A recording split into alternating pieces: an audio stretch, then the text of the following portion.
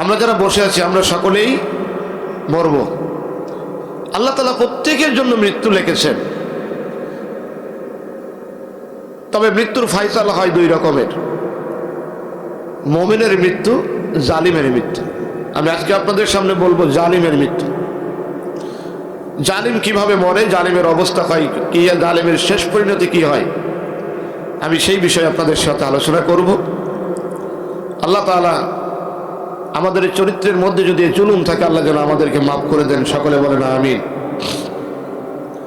সম্মানিত হাজিরিন, মরা যখন লাগবে, মৃত্যু যখন আমাদের হবে, সেই মৃত্যুটা মুমিনের মৃত্যু ভালো নাকি জালিমের মৃত্যু ভালো? জালিম তিনটে জিনিস চাই। এক নম্বরে বাঁচতে চাই, মরতে চায় না। তিন নম্বরে তার চেয়ার পাকা করতে চাই। আর মাঝখানে তার এইটা যেন চালাতে গিয়ে অসুস্থ না হয়ে যায়, এই জন্য সারা জীবন সুস্থতা চাই। কয়টা চাই? বাঁচতে চাই, সুস্থতা চাই, আর তার চেয়ারটা পাকা করতে চাই, লম্বা থাকতে চাই। এই প্রত্যাশা ছিল এই পৃথিবীর শ্রেষ্ঠ জালিম, একেবারে সর্বোচ্চ এক নম্বর পর্যায়ের জালিম ফেরাউন। নাম বলেন, একটু আওয়াজে বলেন। ফেরাউন চাইছিল যে আমি আমার যে মসনদ, এটা আমি লাশের পরে দাঁড়িয়ে হলো আমার ক্ষমতা আমি চিরস্থায়ী করব, পৃথিবীতে আমার এই চেয়ারটার কেউ নেবে না। চেয়ারের মধ্যে সুপারগুলো আটা লাগায় বসে আছে, এ চেয়ার আর ছাড়বে না। এটা হলো ফেরাউনের টার্গেট, যার কারণে সে মানল। যত পুত্র সন্তান ছিল সবগুলো মেরে দিল, নারীদেরকে বাঁচায় রাখলো। যেহেতু এখন আর ফেরাউন নাই, এই আয়াত কোরআন শরীফ থেকে মুছে থাকাই ভালো। এই আয়াত বর্তমান আর কোনো কাজে লাগবে না। কোরআন শরীফের যে আয়াতগুলো আছে, এই আয়াতের হুকুমও তো এখন আছে, কি বলেন, আছে না? তাহলে এখন যদি হুকুম থাকে, ইউযাব্বিহুনা আবনাআকুম, ফেরাউনের টার্গেট ছিল জবাই করবে, মারবে, হত্যা করবে পুরুষদেরকে। কিয়ামত পর্যন্ত এই আয়াতের হুকুম থাকবে, যারা পুরুষোচিত জীবন যাপন করবে তাদেরকে জালেমরা সবসময় মারতে চাই। আর যারা নারীদের মতো দুর্বল প্রকৃতির জীবন যাপন করতে চায় তাদেরকে বাঁচায় রাখতে চাই। অর্থাৎ আপনি যদি পুরুষের মতো কথা বলেন জালিমের বিরুদ্ধে, তাহলে আপনার পৃথিবীতে সুস্থভাবে চলাফেরা কোনো সুযোগ জালেমরা রাখবে না। আর আপনি যদি মেয়ে লোকের মতো দুর্বল চিত্তের বিরুদ্ধে যদি আপনি থাকেন, আপনার কোনো কিছুই বলবে না। বরং আপনার একেবারে মহিলারা যেমন গহনা দিয়ে সাজায় রাখে, সুন্দর শাড়ি দিয়ে সাজায় রাখে, আপনারও ঠিক ওরকম যার ওষুধ লাগবে সবই আপনার দেবে, আপনার কোনো কিছুর অভাব রাখবে না। যদি আমার আলোচনা শুনে ভূমিকা কতটুকু যদি বোঝেন, আজকে আমাদের আলোচনাটা বুঝতে আপনাদের সহজ হবে ইনশাআল্লাহ। কারণ বর্তমান সময় মুসলমানদের পরীক্ষার সময়, ইতিপূর্বে পরীক্ষা গেছে, বর্তমানে পরীক্ষা চলছে, কিয়ামত পর্যন্ত পরীক্ষা চলবে। শুধু পরীক্ষার দরকার হবে না বর্তমান শিক্ষা ব্যবস্থায়, এদের পরীক্ষা দেওয়া লাগবে না, বিনা পরীক্ষায় পাশ করবে। পরীক্ষা পেরে উঠেই দিয়েছে। তো ছাত্র দ্বারা এরকম মজায় আছে, ছাত্র জীবন খুব ভালো জীবন যদি পরীক্ষা না দিতে হয়। কি বলেন? পড়ালেখা তো সারা জীবন করতে চাই, যদি পরীক্ষা না দিতে হয়। আমাদের এই দুঃখটা আমাদের সরকার মহোদয় বুঝেছেন, বোঝার পরেই বলছেন যে পরীক্ষা দেওয়া লাগবে না। তো পরীক্ষা যখন নেই, পড়ানোও লাগবে না, মাস্টারেরা করবে কি? এখন মাস্টাররা করবে কি? মাস্টারদের কাজ চাইছে ক্রিং ক্রিং সাইকেল চালা, ফেরিওয়ালা যায়। এখন মাস্টারদের এই প্রশিক্ষণ দিয়ে ছেড়ে দিয়েছে। আগে মহিলাদের মোটেই ঠেকানো যেত না, ফেরিওয়ালা দেখলেই ঘরের বাইরে বেরোতো। আর এখন যদি মাস্টার ওই প্রশিক্ষণ দিয়ে দেয়, কিরিং কিরিং সাইকেল চালায়, ফেরিওয়ালা যায়। এবার চিন্তা করেন তো দেখি, ফেরিওয়ালা কোন দিক দিয়ে যাবে আর আপনারটা কার হাত ধরে বেরোবে? আমার বন্ধুগণ, এই শিক্ষা ব্যবস্থা তুলেছিল ফেরাউন। সর্বপ্রথম যখন তার তিনটি দাবি নিয়ে যখন জাতির কাছে যখন পেশ করলো, দীর্ঘদিন আমার ক্ষমতা টিকায় রাখতে হবে, আমাকে চিরস্থায়ী বেঁচে থাকতে হবে, আর আমার বেঁচে থাকাকালীন সময়ে সুস্থ থাকতে হবে। এই ফেরাউনের সবচাইতে বড় পরামর্শদাতা, ফেরাউনের খুব কাছের মানুষ, শিক্ষাগুরু বললে ভুল হবে না, অথবা শিক্ষামন্ত্রী বলেন। হামান বলল, নেতা, যদি আপনার মিশন সাকসেস করতে হয়, আপনি যদি আপনার টার্গেটের মতো যদি আপনি 50 সাল 41 সাল পর্যন্ত থাকতে চান, তাহলে এই জাতির কাছ থেকে আগে শিক্ষা তুলে নিতে হবে। যেই জাতির কাছ থেকে শিক্ষা উঠে যায়, ওই জাতিকে যা খুশি তাই বানানো যায়, কোনো ব্যাপার না। আগে তুলতে হবে শিক্ষা। যদি শিক্ষা না থাকে তাহলে তারে যা খুশি তাই বানানো যায়। হামানের কথা মতো ঠিকই শিক্ষা ব্যবস্থায় হাত দিল ফেরাউন। বলল, আমার জাতির লোকেরা এত শিক্ষা দীক্ষা লাগবে না, একটা শিক্ষাই শিখলে যথেষ্ট। বলে, কি সেই শিক্ষা? বলে, যা আমি বলবো তোমরা বলবে ইয়েস, আর আমি যেটা না বলবো তোমরা সেটাও বলবে নো, কোনো ব্যাপারে না। শিক্ষা থাকবে পৃথিবীতে মাত্র দুইটা শব্দ, ইয়েস অর নো। কি থাকবে? Yes or no. আপনি যা করবেন সেটাই হ্যাঁ, আর আপনি যদি ভুল করে কোনোটা না বলেন তাহলে আমরা সেটাই না বলবো। রাজা রাস্তা দিয়ে যাচ্ছে, প্রতিমধ্যে দেখে সুন্দর বেগুন বিক্রি হচ্ছে। প্রজা ডাক দিয়ে বলছে, রাজামশাই, খুব ভালো জিনিস, এটা খাইলে পুষ্টিকর জিনিস, স্বাদও খুব ভালো, বেগুন খাইতেও যেমন মজা, চুলকাতেও মজা, খুব মজার জিনিস, রাজামশাই এটা খান। রাজা একেবারে বেগুন নিয়ে যে কিনে রান্না করে খাওয়ার পরে পরের দিন অ্যালার্জি তো এমন বাড়া বেড়েছে। পরের দিন দেখতে গেছে রাজামশাই তো চোখ মুখ ফুলে অবস্থা খারাপ, গিয়ে বলছে, রাজামশাই এই বেগুন মানুষই খায়, এটা খাদ্য হলো? রাজার তো অবস্থা খারাপ, এই চোখ মুখ ফুলে অবস্থায় বলছে, কালকে তুমি বললে যে এটা খুব সুস্বাদু জিনিস, ভালো জিনিস, আর এখন তুমি বলছো এটা মানুষই খায়, তো আমি কি মানুষ না? তো বলছে, রাজামশাই আমি তো বেগুনির প্রশংসা করি না, আপনার প্রশংসা করেছি। আপনি বেগুনের দিকে তাকাইছিলেন, এই জন্য আপনি ভাবছিলাম যে আপনার লোভ হয়েছে, তাই আমি বললাম যেটা খাইলে ভালো হয়। এখন আপনি কষ্টে আছেন তাই বলছেন যেটা আসলে খাওয়া যায় না। আমি বেগুনের প্রশংসা করি না, আপনার প্রশংসা করছি। ফেরাউন চাই যে আমি যেটা করব আমার প্রশংসা করবে আমার জাতির লোকের, আমি যেটা ইয়েস বলবো ইয়েস, যেটা নো বলবো সেটাই নয়। এইটাই হবে একমাত্র শিক্ষা, অন্য কোনো শিক্ষা থাকবে না। বোঝেন না মনে হয়? ফেরাউন চিন্তা করলো অনেকদিন বাঁচতে হবে, প্রথম মিশন নিল তার শিক্ষা ব্যবস্থা তুলে দিয়ে। ওই ফেরাউন আর পৃথিবীতে এখন নাই, ফেরাউন চলে গেছে। থাকতে তো চাইছিল চিরদিন, থাকতে পারেনি। চাইছিল চিরদিন থাকবে, কিন্তু থাকতে পারেনি। নাসে কি হয়নি? ফেরাউন না থাকলেও, ফেরাউন তো একটা মানুষের নাম না, ওর ওটা যে পদ ছিল, ওর যে কার্যক্রম ছিল, তার একটা লকব ফেরাউন। ওর কার্যক্রম, চেয়ারের নাম, পদের নাম ফেরাউন। তো পৃথিবীতে ওই রকম চরিত্রের যারা হবে তারাও ঠিক ওই ফারাও গোষ্ঠীর মতোই হবে। যদি আপনার চরিত্রের ভিতরে যদি এরকম ফুটে ওঠে তাহলে আপনিও সেটাই হবে, সেটা পুরুষ হোক অথবা নারী হোক। পুরুষ হলে ভাই হবে, আর নারী হলে কি বলেন না কেন, কি হবে? নিজের বোন না হোক, খালাতো বোন তো হতে পারে, মামাতো বোন তো হতে পারে না, পারে না? পারে। যে কোনো কায়দায় একটা আত্মীয়তার সম্পর্ক তার মধ্যে থাকবেই, না হলে ওর এই চরিত্র এর মধ্যে আসলো কি করে? আমার বন্ধুগণ, ফেরাউন ইচ্ছা করলো সারা বছর বেঁচে থাকবে, সারা জীবন বেঁচে থাকবে।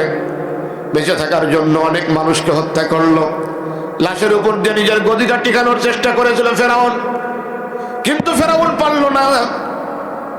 পৃথিবীর মানুষ যখন দুর্বল হয়ে যায়, আল্লাহ রাব্বুল আলামিন তখন তার কুদরত, তার শক্তি, তার বড়ত্ব, তার মহত্ব এই জাতির সামনে, তার বান্দাদের সামনে, এই দুনিয়ার জমিনে আল্লাহ তখন ফুটিয়ে তোলেন। আপনি আমি যখন দুর্বল হয়ে যাব, আপনার আমার কিছুই করার নাই, কিন্তু আল্লাহ রাব্বুল আলামিন তার শক্তি, তার বড়ত্ব আপনার আমার সামনে এমন ভাবে তুলে ধরবেন, যদি আল্লাহ তার মহত্ব বড়ত্ব না দেখায় সব মানুষ তো শক্ত ইমানের নাই, কিছু মানুষ দুর্বল ইমানের মানুষ আছে। ওই দুর্বল ইমানদার মানুষগুলো ইমান হারাই ফেলবে। আল্লাহ যদি কিছুই না দেখায় তাহলে তাদের ইমান দুর্বল, তারা কি বলবে?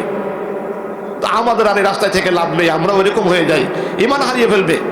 এত কিছু হওয়ার পরেও তো আল্লাহ কিছুই বলছে না। তখন দুর্বল ইমানদাররা কি হবে? ইমান হারিয়ে ফেলবে।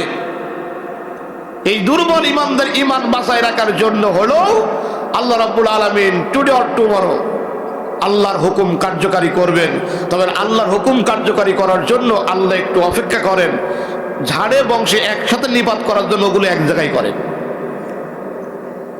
সূরা বনী ইসরাঈলের 16 নম্বর আয়াতে আল্লাহ বলেন, ওয়া ইজা আরাদনা আন নুহলিকা ক্বরিয়াতান আমারনা মুতরাফিহা ফাফাসাকু ফিহা ফাহাক্কা আলাইহাল কওলু ফাদাম্মারনাহা তাদমীরা।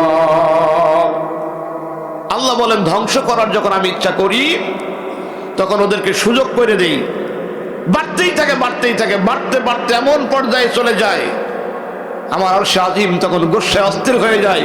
আমি আল্লাহ তাআলা তুলি, একেবারে ঝাড়ে বংশে একসাথে নিপাত করে দিই। আল্লাহর এই কথা তো সহি হতে হবে। যদি এক একটা এক এক জায়গায় থাকে তাহলে তো ঝাড়ে বংশে এক জায়গায় মারতে পারবে না। এই জন্য আল্লাহ একটু অপেক্ষা করে দেখেন যে ওগুলো কত মোটামুটি কাছাকাছি যখন আসে, একটা দুইটা করে কাছাকাছি আসতে আসতে যখন সবগুলো এক জায়গায় হয়ে যাবে, সেদিন শুনবেন যে আল্লাহর হুকুম কার্যকারী হয়ে গেছে। আল্লাহ যেন তাই করেন, বলেন আমিন।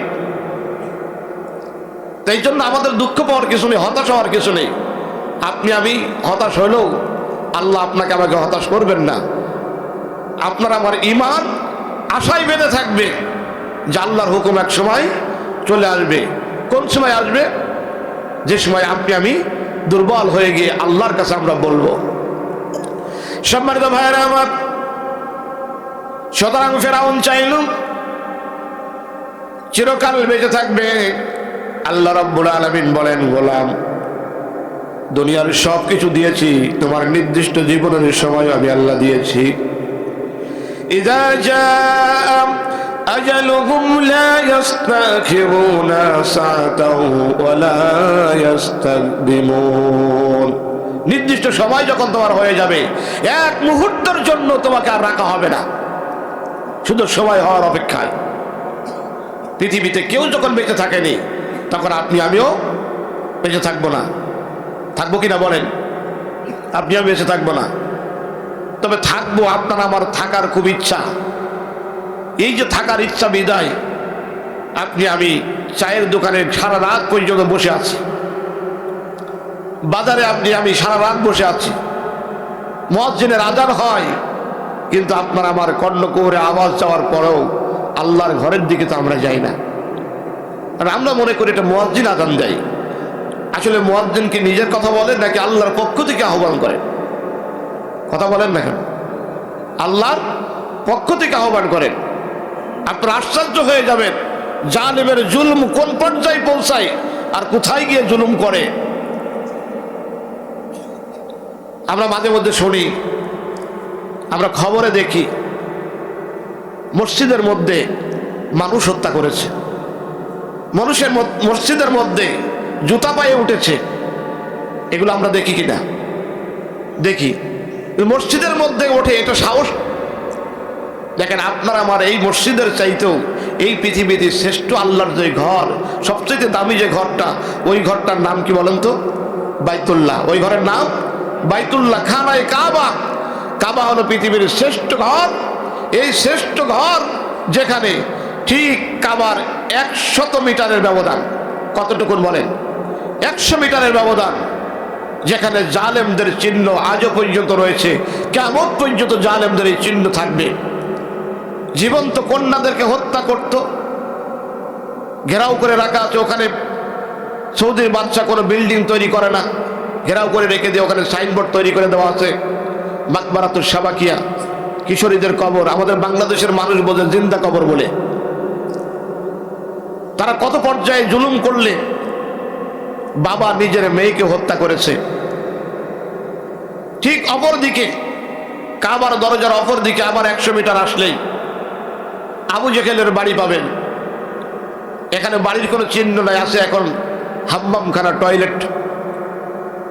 ওপাশে গেলে আবুল আহাবের বাড়ি, মাঝখানে যে জায়গাটা এটা হলো শহীদ চত্বর, যেখানে ইসলামের নারী, প্রথম নারী হযরত সুমাইয়া রাদিয়াল্লাহু তাআলা আনহাকে নির্যাতন করে করে শহীদ করা হয়েছিল। এখন বলেন, কাবার সামনে পিছনে বেশি দূরে নাই, জালেমেরা যে জুলুম করে, তারা যে নির্যাতন করেছিল, যে অত্যাচার করেছিল,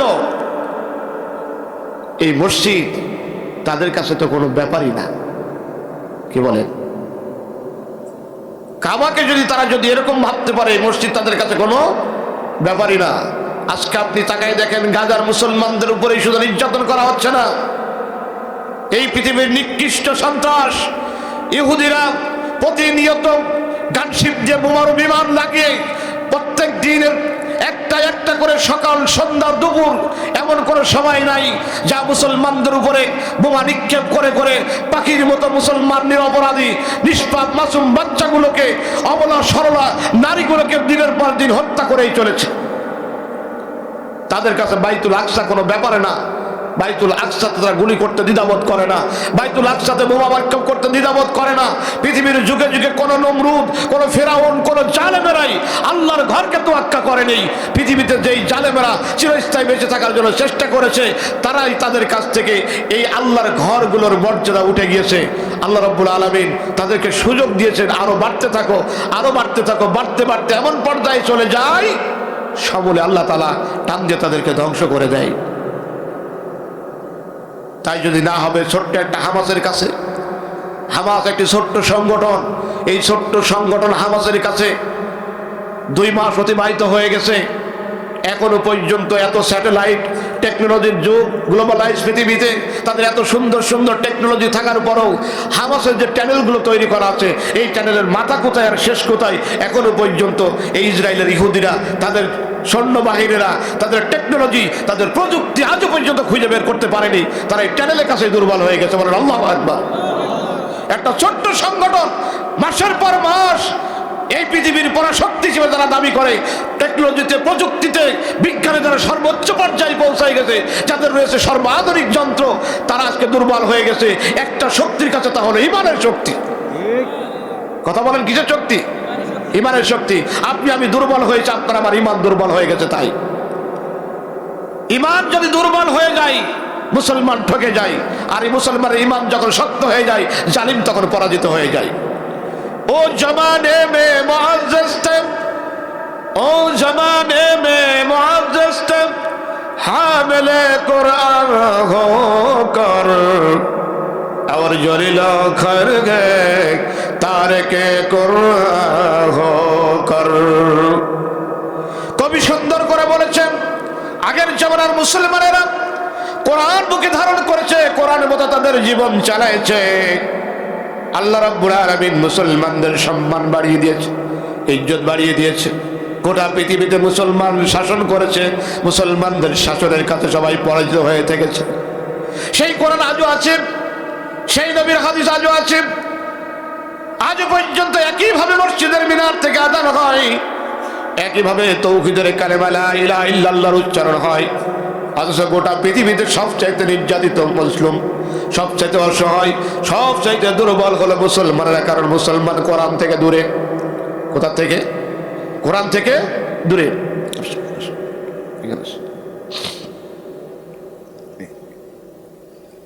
এটা জিকির করেন লা ইলাহা,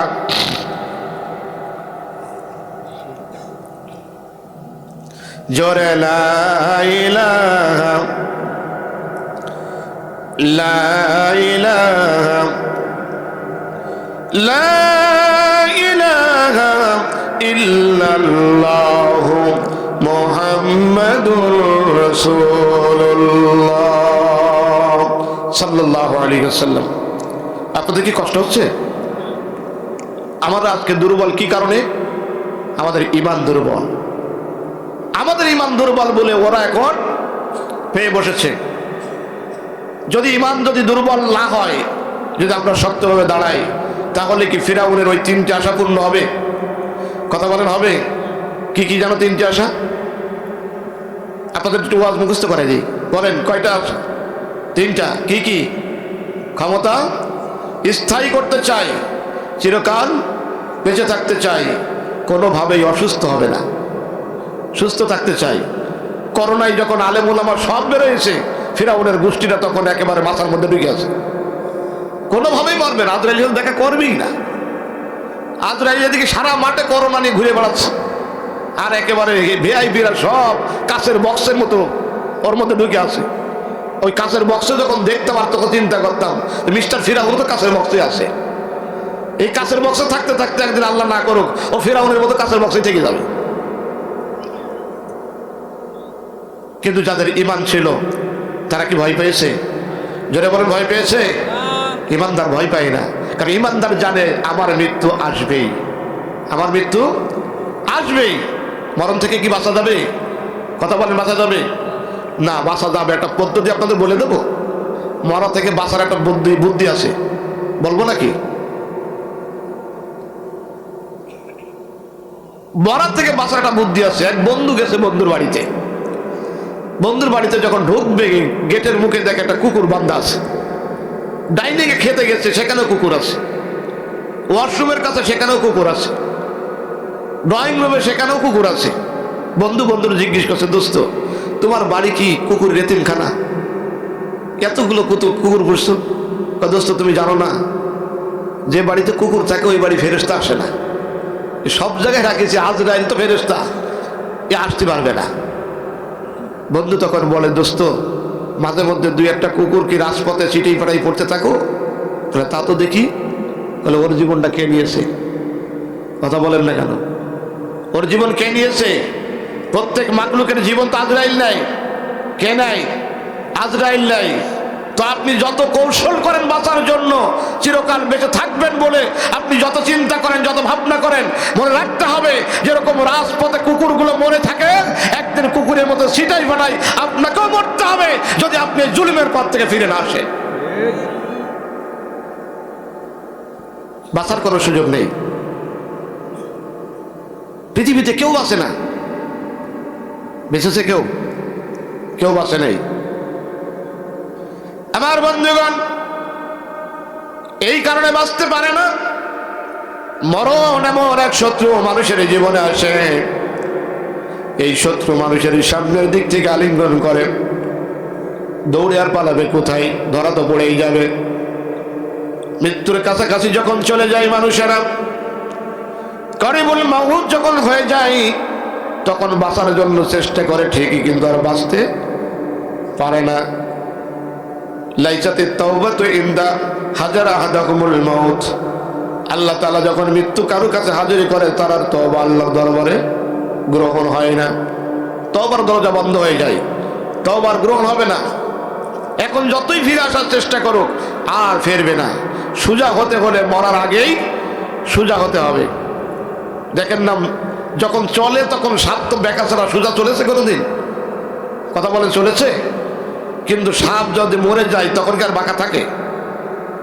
এই সাপরে সারা জীবন বুঝাইলো, ওর একেবারে কাছের বন্ধু ব্যাং বলে, দোস্ত একটু সোজাই হাঁটো। এই ভালো কথা বলেছে বলেও ব্যাঙেরে দেখতে পারে না, সুযোগ পাইলে ওরা সবল দেয়। কারণ বলছে আমি যা করবো তা করবো, আমার ভালো হতে তুমি বলবে কেন? ভালো হতে যারা বলে, খারাপ প্রকৃতির মানুষগুলো তাদের চিরকালই শত্রু হয়ে থাকে। একদিন ঠিকই ব্যাঙদের যখন ধরলো, কোনোভাবে ব্যাঙ বেরোয় চলে গেছে। আর ওই রাস্তা যখন পার হচ্ছিল, মানুষের সামনে পড়েছে। সাপ দেখলে কি আদর করেন? আদর করে নাকি? জনমের পিটানো এমন পিটাইছে, মরে যাওয়ার পরে তো 100-এর বেশি, মরার পরে মায়েরও বেশি। যে ছোট ছোট পিচ্ছি ওরাও একটা লাথি দেয় ওর পরে। মানে সাপ মরে যাওয়ার পরে কি মারার মারে। দূরের থেকে আজ দেখে ব্যাং কাছে কাছে এসে বলছে, হাউ আর ইউ ফ্রেন্ড? তুমি এখন কেমন আছো? এখনকার আছে সে? বলে, কত বলছিলাম একটু সোজা হয়ে চলো। সোজা ঠিকই সেই হইলে। কখন হইলে? কথা বলে না কেন? কখন হইলে? কত পরিকল্পনা, কত কিছু করছো, কত বেঁচে থাকার জন্য, স্থায়ী করার জন্য। ফেরাউনের গোষ্ঠীরা চিন্তা করেছে সারা জীবন মনে হয় বেঁচে থাকা যাবে, কিন্তু একদিন সোজা হতেই হবে, সময় আর বেশি নাই, রাস্তার এপার ওপার। সে তার কিন্তু বেশি দূরে নাই, মরণ ধরে ফেলবে খুব তাড়াতাড়ি। আমার বন্ধুগণ, সুতরাং স্থায়ী হওয়ার জন্য এক নম্বরের আশা, কত রকমের আশা করল।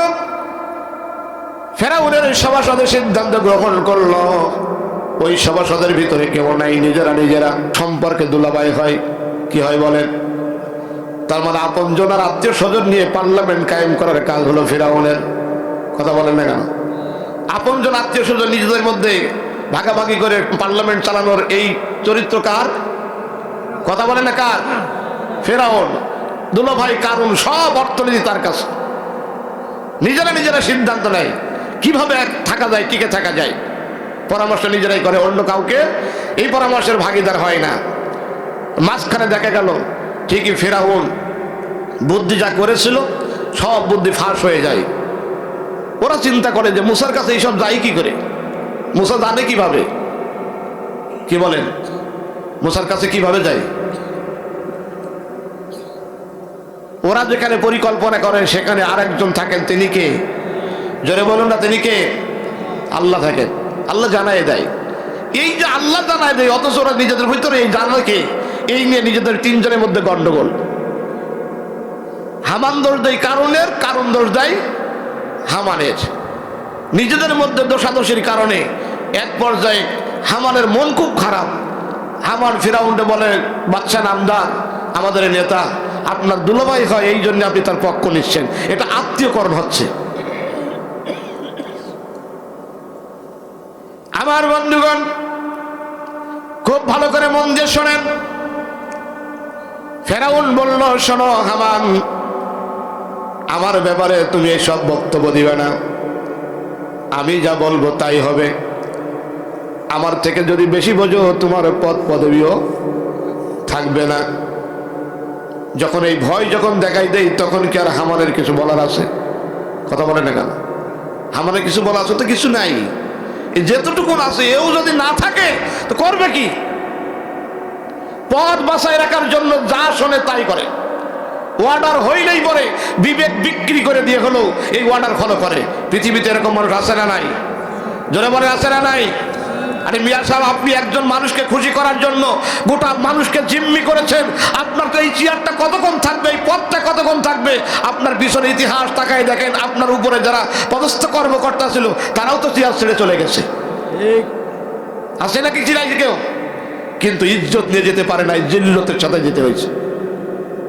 হামানের গোষ্ঠীরা যায় কিভাবে? জিল্লতের সাথে যায়, সম্মান নিয়ে যেতে পারে না। ঠিক যাওয়ার সময় এমন এমন অভিযোগ, এমন দোষ, সেই দোষ মানুষের কাছে বলতেও আর পারে না। মুরাদের কি অবস্থা হইল? বলতে পেরেছে মানুষের কাছে?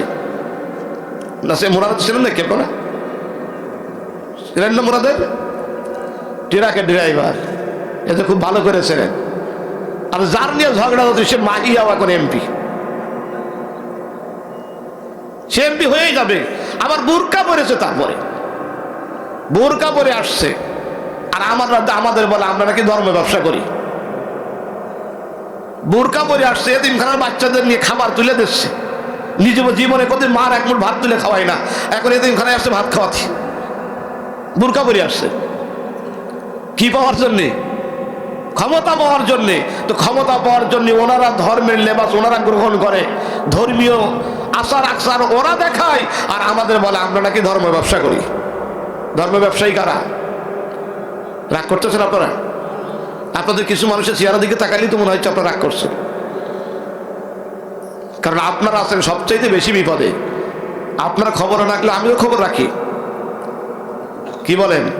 কেউ আকাশে ওড়ার চেষ্টা করছে, আর কেউ পানিতে ভাসার চেষ্টা করছেন। বিপদ আপনাদের কম না, বুঝে কিনা বুঝি না। কি বলেন? ধর্ম ব্যবসা ওরা করে। মনে রাখতে হবে, ইসলাম যদি প্রতিষ্ঠিত হয় তাহলে মানুষের এই সমাজ থেকে মদ উঠে যাবে, জিনা উঠে যাবে, বদমাইশি লাম্পট্য উঠে যাবে। এই আইন যারা পাশ করবে তারাই তো থাকবে পার্লামেন্টে। কথা বলে ঠিক কিনা? কিন্তু ওই পার্লামেন্টে যদি মদখোর, সিনেমাখোর, গাঁজাখোর যদি ওইখানে যায় তাহলে ওরা আইন আরো বেশি পাশ করবে। এই জন্য যে এই জিনিসটা তো ওদেরই দরকার। কি বলেন? সিনেমার নায়ক যদি গিয়ে যদি পার্লামেন্টে আইন পাশ করে তাহলে সিনেমা বাড়বে না কমবে? কথা বলেন না কেন? বেপর্দার নারী যদি ওখানে যায় আর সে আইন পাশ করে তাহলে কি পর্দার পক্ষে করবে না পর্দার বিপক্ষে? তাহলে পর্দা থাকবে? থাকবে না। এই মজা নেওয়ার জন্যই ফেরাউনের গোষ্ঠীরা, এ হামানেরা যা বলে তাই শোনে। বললো কিছু বলবো না। বলে ঠিক আছে, আর কিছু বলবো না। ফেরাউন বলল তাহলে শোনো, আমার যেটা সিদ্ধান্ত হবে, সারাদিনের পরামর্শ সবাই যা হয়ে যায়, কোনো পরামর্শই কাজে লাগে না। হামান কারণ বসে যা পরামর্শ করেছে কোনো পরামর্শই কাজে লাগে না। পরের দিন সকালবেলায় ফেরাউন যা ঘোষণা দেয়, রাতের পরামর্শের সাথে ফেরাউনের ঘোষণার কোনো মিল নাই। কিন্তু হামান বলতেও পারে না, কারণ বলতেও পারে না। কি বলবে? বলার কিছু নাই, মুখ তো বন্ধ করা আছে। যদি কথা বলেন চেয়ার থাকবে না, এই পদবি থাকবে না, এই জন্য বলতে পারে না। একান্ত আপনজনেরা আমার খেয়াল করেন, এর নাম স্বৈরাচার না স্যার? কথা বলেন না কেন? যে যা বলবে ওটাই শুনতে হবে। তাহলে ফিরাউন কি ছিল? কি ছিল? স্বৈরাচার ছিল। মানুষের উপরে যেই অত্যাচার করছিল ছিল কি? জালেম। কি ছিল? জালেম। স্থায়ী থাকতে চাই, ভাঙতে চায় না। আসলে কি স্থায়ী থাকা সম্ভব? কথা বলেন সম্ভব? ও যে যে দিক থেকে বুঝ করে দিয়ে যায়, বিপদে যখন আপনি পড়বেন তখন কাছে কেউ থাকবে না। থাকবে? এই দেখেন, বুদ্ধি দিয়েছিল যে ডামি তৈরি করেন, কোনো সমস্যা নেই, কেউ আসলো আর না আসলো দেখা দেখি নেই, ডামি বানাইলো। এখন ডামি বানাতে যে এমন বানাইছে, আপনাদের কোন ভাষায় বললে বলবেন, মাইন্ড করবেন না, কুইসে মাঝে মধ্যে খাতে নিয়ে আসলে মুড়া মেরে উল্টো দেখা যায় না, সেই কল হয়ে গেছে। ডামি যা বানাইছে এখন নিজেদের মধ্যে বেঁধে গেছে। কারণ ফেরাউন দোষ দেয় হামানের, হামান দোষ দেয় ফেরাউনের। আসলে ব্যাপারটা কি? আমি মাঝে মধ্যে উদাহরণ দিই, আপনারা রাগ করেন না। সকালবেলায় জিজ্ঞেস করছে, বাবু তোমাদের বাড়িতে কালকে রাত্রি এত হইচই হচ্ছিল কেন? তখন ওই দাদি মরার খানা হচ্ছিল। তখন তোমার দাদি মরার খানা হচ্ছে, তো আমরা বাড়ির কাছের লোক আমরা জানতে পারলাম না। তখন এবার আর বাড়ির কাছে তুমি বলছি না নিজেরা নিজেরা, এবার আর বাইরের লোক বলছি না নিজেরা নিজেরা। তো বলছে তাহলে ওর ভিতরে হইচই হচ্ছিল কেন? তো বলছে ওর মধ্যে একজন গোস্ত পাইল না। নিজেরা নিজেরা তাই গোস্ত পাইনি একজন। একই বিপদে পড়ে গেছে দাদির খানা করতে এসে। ওই যে ওনার খালাতো বোন, কেউ তো এতদিন খানা করলো না। ওই যে দাদি ওপারে ছিল, ওই দাদি মরেছে, ওই দাদির খানা করতে এসে এবার বাইরের লোক আর নিচ্ছে না, নিজেরা নিজেরা। তো আমরা চিন্তা করলাম নিজেরা নিজেরা তো ভালো কথা, কিন্তু হইচই হবে কেন? এখন দেখা গেল আসলে ওর মধ্যে এই গোস্ত না, হাড়ের ভাগাভাগি। কি বলেন? হাড়ের ভাগাভাগি বেঁধে গেছে। আমার বন্ধুগণ, সুতরাং যে বুদ্ধি যে যাই করুক না কেন, চিরস্থায়ী থাকা কখনো যায় না। আল্লাহ রাব্বুল আলামিন মৃত্যু হাজির করে দিবেন, জালিমের মৃত্যু হবে। ফিরআউনের 1 নম্বর টার্গেট স্থায়ী থাকার জন্য, কিন্তু স্থায়ী থাকতে পারবে না। বেঁচে থাকতে চাই চিরকাল, বেঁচেও থাকতে পারবে না। সুস্থ থাকতে চাই চিরকাল, সুস্থও থাকতে পারবে না। একটা জিনিস, তার নাম মৃত্যু। জোরে বলেন কি? মৃত্যু। একটা জিনিস আসলে আর 3 আশা অপূর্ণ হয়ে যাবে। একটা জিনিস যখন ঢুকে যাবে তার নাম কি? মৃত্যু। জোরে বলেন তার নাম কি? মৃত্যু। আমি মাঝে মাঝে চিন্তা করি, বয়সের সাথেও মিল থাকতে যায়। এক লোক জিজ্ঞেস করেছে, বাবু তোমার বয়স কত? তো বলছে আমি তো বয়স জানি না, মা কইলো 28 মাসে হয়েছি। তো বলছে একটা আন্দাজ করে বলো। তো বলছে 27 কি 90। তো বলছে আন্দাজের যে ইচ্ছা লাগে, কোথায় 27 আর কোথায় 90? আন্দাজেরও তো একটা চিন্তা থাকতে হয়। তুই মেলে কি করে আন্দাজের? তোর বয়স হয়ে গেল প্রায় 80-র কাছাকাছি। 41 পর্যন্ত জাতি হয়তো ওই পর্যন্ত বাঁচবে না, মরি হবে। কথা বলেন না কেন? তো কথা একটা বলতে হলে তো ওজন নিয়ে কথা বলতে হবে। তুমি যে 41 পর্যন্ত টার্গেট করছো, তো এখন ওই 41 পর্যন্ত যেতে এখনো কত বছর বলেন? কত বছর এখনো? 16 বছর এখনো 16 বছর। তো 80 তো হয়েই গেছে, 16 বছর পর্যন্ত এমনিতে দেখা যাচ্ছে তো দুই পাশে কেবলই চামড়া দলা হয়েছে, আর কয়দিন পরে দেখা যাবে যে আমাদের ওই কাশীপুরের মেয়েদে পাড়ায় আছে চামড়া দলা, সেরকম খুব তাড়াতাড়ি হয়ে যাবে। তাহলে বয়সের ওজন নিয়ে কথা বলতে হয়, কি বলে? কথা বলতে হলে যত বড় মুখ না তত বড় কথা বললে কি মানায়? কথা বলে না কেন মানায়? কষ্ট পাচ্ছেন আপনারা? মনে ভয় করার দরকার না, আমরা ফিরাউন হামানার কারণ তিনজনের কথা বলছি, ওই তিনজনের যা হয়েছে সেইটা বলছি, এখনো পরামর্শের মধ্যে আছে, আসল জায়গায় তো যায়নি। আমার ভাইয়েরা, তাহলে তিনটেই একবারে শেষ হয়ে যাবে, 16 যুগের বুদ্ধি 1 যুগের মধ্যে ঢুকে যাবে। আল্লাহ মৃত্যু নামক ফাইসালা দেওয়ার সঙ্গে সঙ্গে কি বলেন? আপনার এখন ক্ষমতা আছে, এই জন্য আপনি যারে পান তারে ডেকে বলেন পায়ের নলা ভেঙে দেবো, পায়ের গোসা ভেঙে দেবো, বলে না? গ্রামে কথা আছে না? গ্রামের মানুষ তো আপনারা নাকি মাঝে মাঝে বলে না, কি ভেঙে দেবে? পায়ের নলা ভেঙে দেবে, পায়ের নলা ভেঙে দেবে। এই কারণে এরপর শক্ত আছে, আর ওর পর দুর্বল করতে হবে, এই জন্য পায়ের নলা ভেঙে দেবে। আমার আল্লাহ রাব্বুল আলামিন ডাক দিয়ে বলেন, আমি আল্লাহ যখন মৃত্যু পাঠিয়ে দেব, যার বিষয়ে তুমি হুমকি দাও, যেইটা তুমি ক্ষমতা দেখাও, যেইটার দাফট দেখাও, আমি আল্লাহ ওই জায়গা থেকে অ্যাকশন শুরু করব। পরের বা ভাঙতে চাইছো, পরের ঠ্যাং পরের নলা তুমি ভাঙতে চাইছো, দুর্বল করতে চাইছো, আমি আল্লাহ রাব্বুল আলামিন যখন অ্যাকশন নেব, তোমার পায়ের নলা থেকেই নেব। এই যে হাফেজ সাহেবদের কোরআন ওনাদের মুখস্থ আছে, ওদের কাছে শুনে আচ্ছা খুবই শাক, আল্লাহ যখন অ্যাকশন নেওয়া শুরু করে তখন পায়ের নলা থেকে করা শুরু, আয়াত তো শাকুবিস শাক, পায়ের নলা থেকে শুরু হয়। আল্লাহর বাসন ভঙ্গি কত সুন্দর, দেখেন কোরআনটা বোঝেন। আজকে ফেরাউনের ঘটনা আমি আপনাদের পরে নিয়ে একটু করে আয়াতটা বুঝে নেন। আল্লাহর বাসন ভঙ্গি কত সুন্দর, দেখেন আল্লাহ বলছেন তোমার পায়ের নলার থেকে মৃত্যুর যন্ত্রণা শুরু হবে। আল্লাহ যখন মৃত্যু যখন পাঠাবেন তখন পায়ের জায়গা থেকে পাঠাবেন। আচ্ছা কবি শাক না বলে আল্লাহ কিন্তু রিজুলুন বলতে পারতো, শুধু পাও বলতে হতো, কিন্তু আল্লাহ সেটা বলেন নাই। এই কারণে বলেন নাই, মানুষের শক্তি দাঁড়ায় থাকার জন্য যেই জিনিসটা দরকার হয় সেইটাই আগে দুর্বল হয়ে গেলে আর দাঁড়াতে পারে, এটা হলো শক্তি। সুতরাং আপনার শক্তি যখন থাকবে না, দুর্বল যখন আপনি হয়ে যাবেন, আপনার শক্তি যখন হারিয়ে যাবে, পায়ে যখন জোর থাকবে না, তখন মুখের জোর এমনি কমে যাবে। কি বলেন? পায়ে জোর না থাকলে মুখের জোর এমনি কমে যাবে। কারণ পা দিয়ে যদি দাঁড়াতে না পারে তো পা দিয়ে লাথি মারবে কি করে? কি বলেন? মারবে কিভাবে? তাহলে আল্লাহ শুরু করে কোন জায়গা থেকে? পায়ের নলা থেকে। কাদের মৃত্যু? জালেমের। জোরে বলেন কার মৃত্যু? জালেমের মৃত্যু। জালেমের মৃত্যু পায়ের থেকে শুরু হবে, আর মুমিনের মৃত্যু শুরু হয় চোখের থেকে।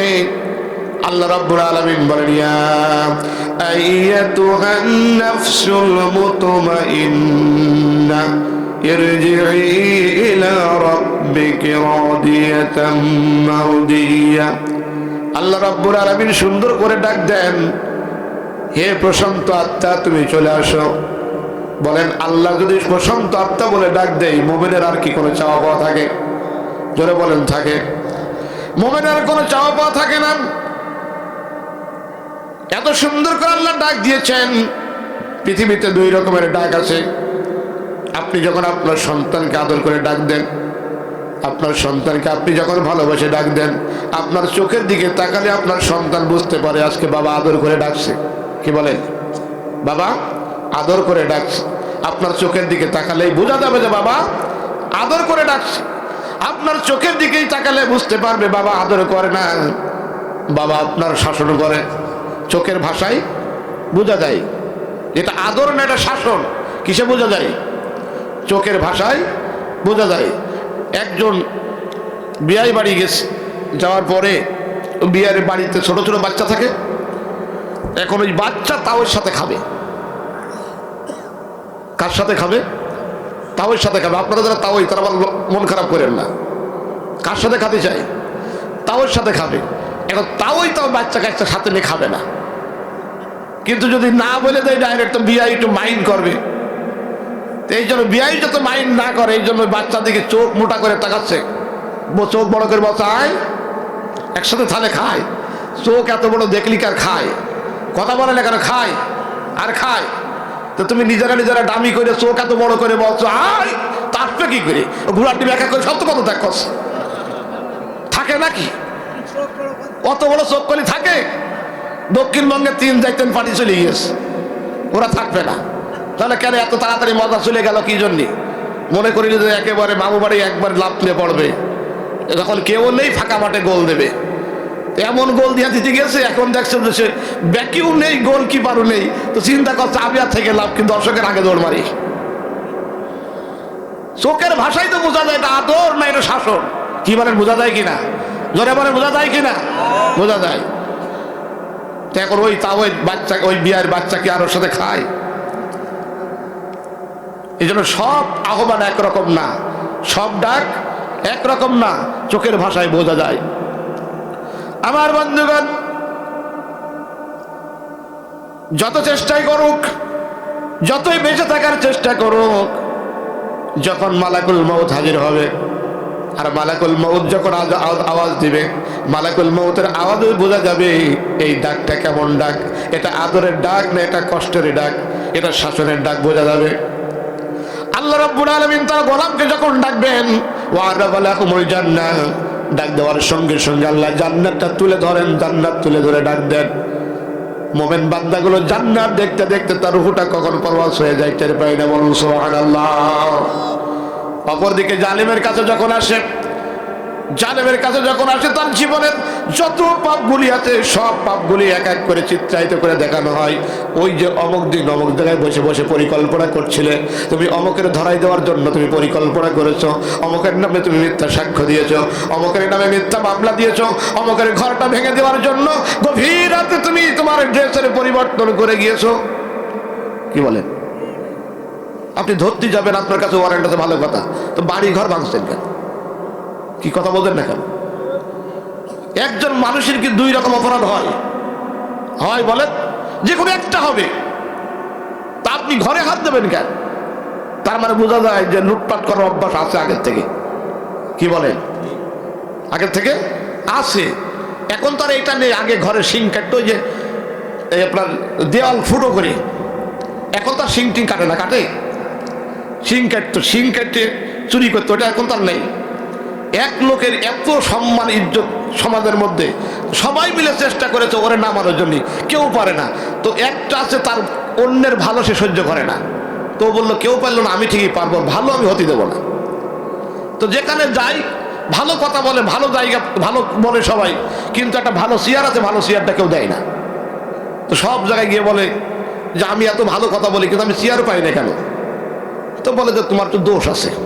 তো বাড়ি যে বউর সাথে গল্প করেছে, বলছে যে দেখো আমি খুব ভালো ভালো কথা বলি, আমার সব জায়গায় ভালো মূল্যায়ন, কিন্তু আমার চেয়ার দেয় না, বলে যে আমার নাকি দোষ আছে। তা আপনি যখন দেখবেন, আপনি বাড়ি যে বলবেন এরকম, কোনোদিন যদি ঝগড়া লেগে থাকে, তো এই চান্সে আপনার একেবারে মোটামুটি সাইজ করে ফেলবে, আছে তো দোষ। আমি তো দেখতেই পাচ্ছি আপনাদের চেয়ারের মধ্যে বোঝা যাচ্ছে, বাড়ি গেলে 2-1 এমন দাঁতের তলে ফেলে গিয়ে বলছে আমার তো দোষ আছে। বলছে দেখো তোমার দোষটা কি জানো? কি দোষ?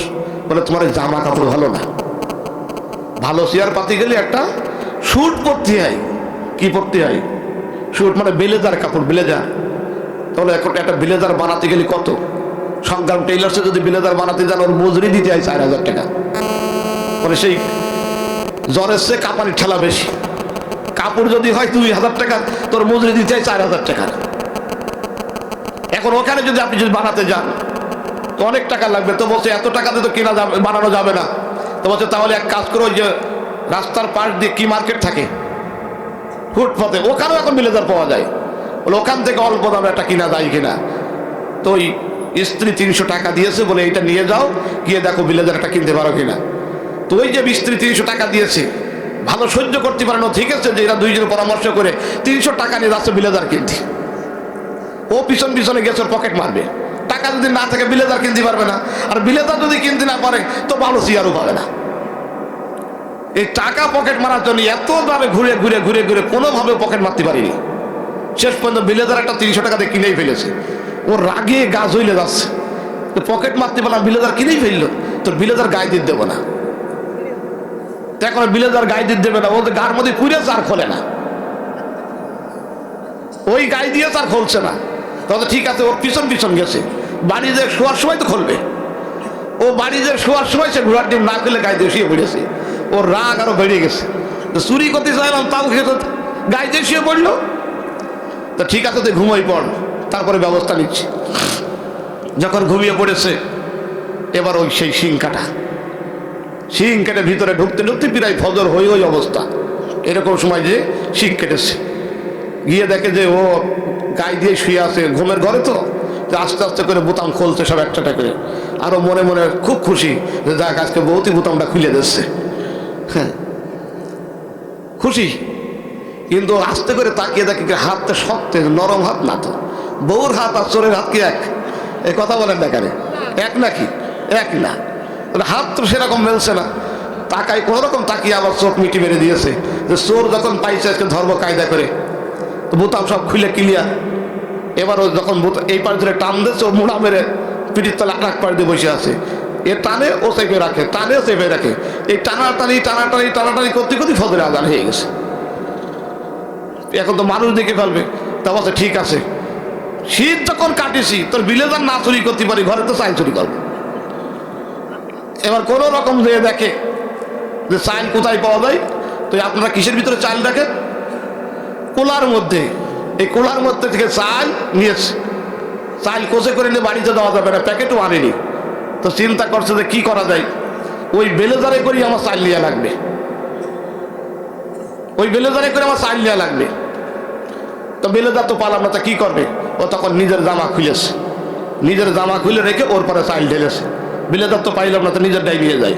ও যখন ওই চাল ঢেলার জন্য বেলেজার নিজের জামা যখন রেখেছে, ও তখন আস্তে করে জামাটা টান দিয়ে ওর লেপের মধ্যে ঢুকে নিয়েছে। চাল নিয়ে এসে দেখে যে ওর জামা আর নেই, ওর জামা আর নেই। প্রায় পরিষ্কার হয়ে হওয়া দাও বাপ। তখন ও বলছে এই ওঠ, ঘরে চোর ঢুকেছে। বোর্ড ডাকছে, ওঠ ঘরে চোর ঢুকেছে। ও মুড়া দেশে না, ঘরে চোর ঢুকলো কি করে? তখন চোর ঢুকেছে, তাছাড়া চোর ঢুকিনি, ওদের চোর ঢুকেছে, ওদের চোর ঢুকিনি। আর ও যে চোর, ওই ওর মতো হ্যাঁ ঘরে চোর ঢুকেছে, তাদের ঘরে চোর ঢুকেছে। এবার দুইজন মিলে দেখে যে চোর। তারপর এই ঘরে চোর ঢুকেছে, তার মানে হ্যাঁ ঘরে চোর ঢুকেছে। চোর যদি না ঢুকতে আমার শার্ট গেল ঘরে, চোর না ঢুকলে আমারটা গেল ঘরে। ভাই চোর কিন্তু ঢুকে পড়েছে। কেউ তার শিক্ষা দিয়ে, তার চরিত্র দিয়ে এ জাতিকে সুন্দর একটি আলোর পথে নেওয়ার জন্য যারা চেষ্টা করছিল, তাদেরকে সুন্দর চেয়ারে বসতে দেবে না। এই জন্য বারবার চেষ্টা করেছে, ওদের অর্থনীতি ধ্বংস করেছে, ওদের ব্যাংক ব্যালেন্সগুলো, ওদের শিক্ষা প্রতিষ্ঠানগুলো ধ্বংস করেছে, তাতেও শান্তি মেটেনি। এবার আস্তে করে গায়ের থেকে বিলেজার খোলার জন্য চেষ্টা করেছে, সেটাও যখন সফল না, তো চিন্তা করেছে এবার বাড়ির থেকে চাল চুরি করবে। চোরের গোষ্ঠীরা সব এক। এর তো যদি না বোঝেন তা আমার আর কলার কিছু নেই, বাড়ি যে কাঁচা কচু চালাবেন, মুখের ব্যায়াম হবে। আমার ভাইয়েরা, সবগুলো এক জায়গায় ধরা পড়ে যাবে।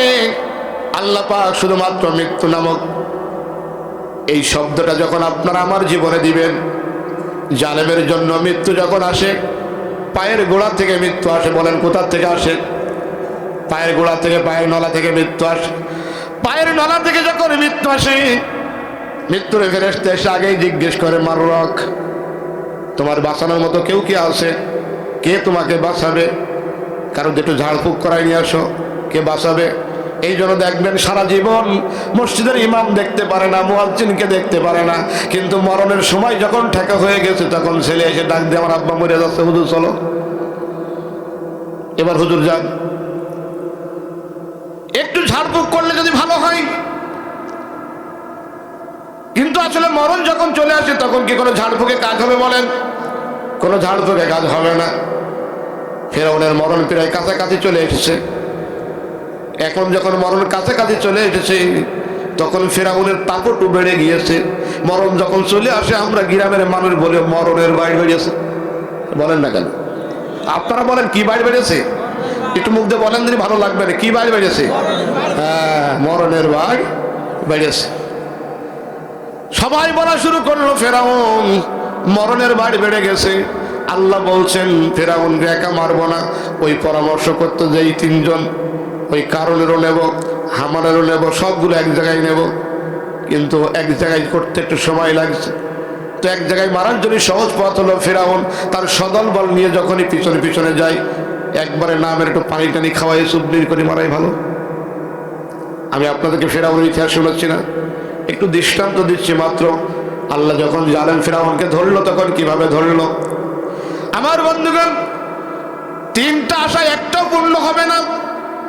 একটা শব্দ মৃত্যুর কাছে। ফেরাউনের আশা কয়টা বলেন? তিনটা আশা। ক্ষমতা স্থায়ী হতে হবে, চিরকাল বেঁচে থাকতে হবে, কোনোদিন অসুস্থ হবে না। কিন্তু একটা জিনিস, মৃত্যু যখন আসবে তিনটেই তখন আর কোনো কাজে লাগবে না।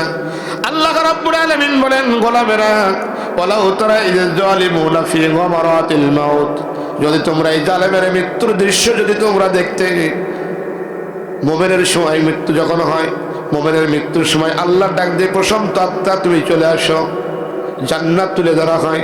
আর জালেমের মৃত্যুর সময় যখন হয়ে যায়, মালাইকাতু বাসিতু আইদিকুম, তখন ফেরেশতা তার সামনে হাতটা লম্বা করে দেয়।